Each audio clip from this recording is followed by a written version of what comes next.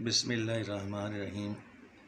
हमारे लेसन का टॉपिक ये दो हमने देखने हैं, रिवर्सिबल रिएक्शन और rate of reaction.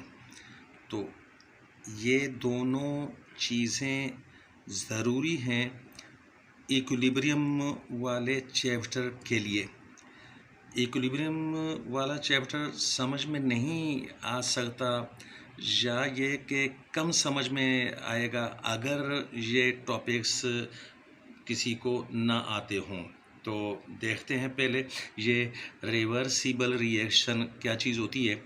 Reversible reaction is that which proceeds in both, दोनों, कौन सी दोनों, फॉरवर्ड एंड बैकवर्ड डायरेक्शंस। ये मैं एस लगा देता हूँ यहाँ पर, ये यानी दोनों डायरेक्शनों में ये रिएक्शन प्रोसीड करता है तो उसका नाम जो है वो रिवर्सिबल रिएक्शन है।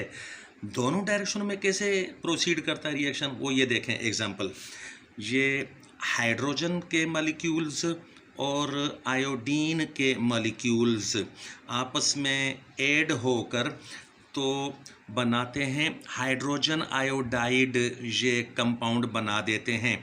तो ये रिएक्शन है और बग़ैर किसी एक्स्ट्रा कोशिश के ऑटोमेटिकली खुद ब खुद ये हाइड्रोजन आयोडाइड वाला कंपाउंड टूट कर वापस ये दो पार्ट्स बन जाते हैं।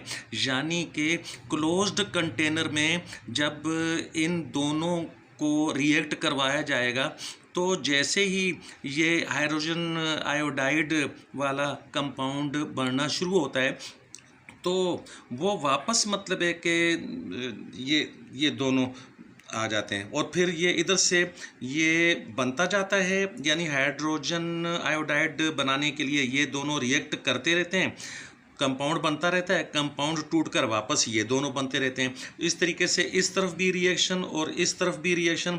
ये तीर के निशान दो हैं, एक ये ऊपर वाला निशान फॉरवर्ड रिएक्शन के लिए है जो कि ये रिएक्टेंट्स को कन्वर्ट करने का बताता है कि ये कंपाउंड में कन्वर्ट हो जाते हैं, और वापसी के लिए फिर ये जब टूटेगा तो इसके लिए ये वाला नीचे वाला तीर का निशान है कि प्रोडक्ट्स टूट कर, या अगर दो हों तो वो रिएक्ट करके, दो से ज़्यादा हों तो वो भी रिएक्ट करके वापस जो है वो पहले वाली चीज़ें बनती हैं। तो इस तरह से ये हो जाता है।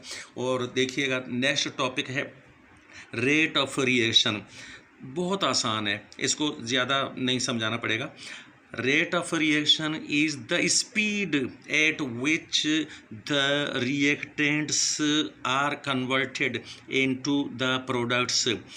जिस तेज़ी से, जितनी स्पीड से रिएक्शन होता है, यानी कि रिएक्टेंट्स आपस में रिएक्ट कर कर के प्रोडक्ट्स बनते जाते हैं। जैसे कि यहाँ देख लें मिसाल के तौर पर, सिर्फ फॉरवर्ड रिएक्शन ही की बात करना चाह रहा हूँ ताकि ये रेट ऑफ रिएक्शन यहाँ पर समझाया जा सके। सिर्फ फॉरवर्ड रिएक्शन के साथ कैसे, ये देखिएगा, अगर बहुत ज़्यादा जल्दी ये रिएक्ट कर रहे हैं और ज़्यादा मोल्स ये हाइड्रोजन आयोडाइड के बनते जा रहे हैं एक एक सेकंड में, एक एक सेकंड टाइम गुजरने के साथ ज़्यादा हाइड्रोजन आयोडाइड के मोल्स बनते जा रहे हैं, तो हम कहेंगे कि ये रिएक्शन जो है, ये फॉरवर्ड वाला यानी रिएक्शन, ये इसकी स्पीड ज़्यादा है। तो फिर स्पीड ज़्यादा है तो फिर हम कहेंगे कि रेट ऑफ रिएक्शन ये ज़्यादा है। और अगर ये रिएक्टेंट्स आहिस्ता आहिस्ता मिल रहे हैं और ये हाइड्रोजन आयोडाइड कि एक एक सेकंड में यानी टाइम गुजरने के साथ